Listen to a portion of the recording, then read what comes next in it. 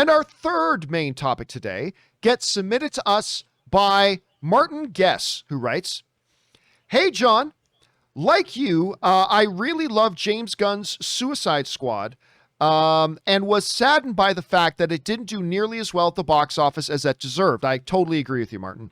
I saw a report today that James Gunn is saying that one of the characters that we thought was dead is actually alive. According to Gunn, Nathan Fillion's TDK, the detachable kid, is actually still alive.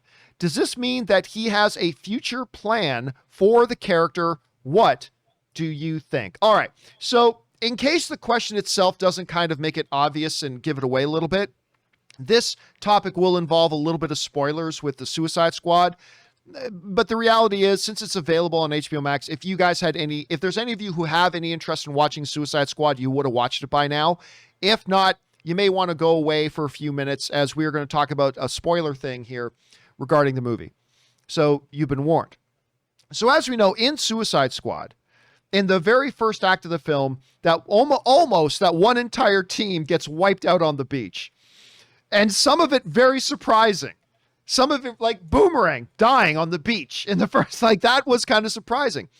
But the other one, of course, was TDK, the detachable kid, played by Nathan Fillion, who likes popping up in James Gunn films. So he's one of the guys that gets blown away. Right? Well, maybe not. Because according to James Gunn, he pointed out that actually, guys, he didn't die in the movie. James Gunn got on social media and he said this: important to note, as I accidentally click on it, important to note, if you look at the life signals in the comms hub, TDK isn't dead. So what he's saying here is, you know how when they would cut back to home base, they would have all the team members' vital signs on the screen, right? And they all start to flatline. Well, Gunn says, and I never noticed this, Rob, but Gunn is saying if you look at the vital signs, TDKs don't flatline. And he's saying that the detachable kid is actually still alive. Okay, that's fascinating. To me, that's absolutely, completely fascinating. Here's the problem. On the one hand, I believe, Rob, that yes, that means that James Gunn, by making sure that one little detail was left in there in the movie, that clearly tells us that James Gunn had more plans for Nathan Fillion in the Suicide Squad and in the DC universe as the detachable kid. Clearly, he had more plans.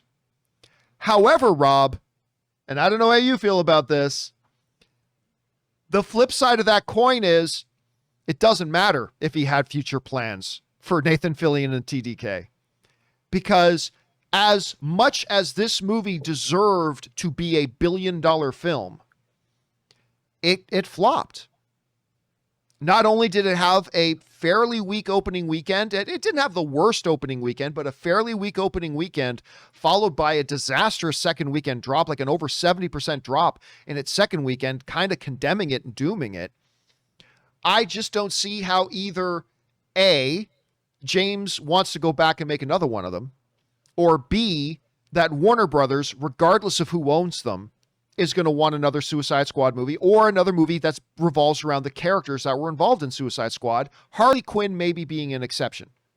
Now, all a studio can do, Rob, is the only thing a studio can ask of a director is make a great movie. That's all the studio can ask a director to do. It's not the director's responsibility to market the film, to sell the film, anything. It is the director's responsibility to make the best film possible, and James Gunn certainly did that. And I know, Walter Hamada has already said, yeah, we're going to do more with James Gunn, but I don't think it'll be Suicide Squad, and I don't think it'll be TDK. Anyway, Rob, you see James Gunn saying this. He's saying that TDK is still alive. Number one, what do you think about that? Do you think that means he had future plans? And do you think we could see these future plans come to fruition? Well, they have made a Peacemaker series, obviously. That's true, but that was done before the movie ever came out. Right, but I think they knew if he was going to survive in the movie. I wouldn't be surprised. I mean, Nathan Fillion is obviously a great friend of James Gunn's, as we both have our big love for Slither, John. And I think that it's very possible that we might see this character show up in the Peacemaker show. By the way, I guess they released for DC Fandom that we're going to talk about. They released a really funny picture of a car from Washington State with a Washington State license plate that has a DC Fandom bumper sticker, and Peacemaker's driving, and he's giving us the peace sign. And so I look, that character was wacky, and I loved it, and I think that, you know, I'm willing to go 50% or over that character shows up in the Peacemaker series. You know what? I didn't even think about that. I think you're absolutely right. That makes total sense. If you're showing him still alive and then they went right in and made the Peacemaker series, it probably totally makes sense that TDK would show. And you know, I'll even take your line on it, 50%. Yeah. I think, see, that's why you get paid the big bucks, Rob. I mean, that makes absolute sense. I love it. Anyway, guys, the question for you is, what do you think about this? Did you notice? Because I never did. I never noticed in the movie watching it that TDK's vital signs were still active. I never noticed it. Did you? What do you think about the fact that he's still alive? Do you think we're going to see him upcoming in the DC universe? Maybe in Peacekeeper, maybe in something else. Whatever you guys think, jump on down to the comment section below and let us know your thoughts.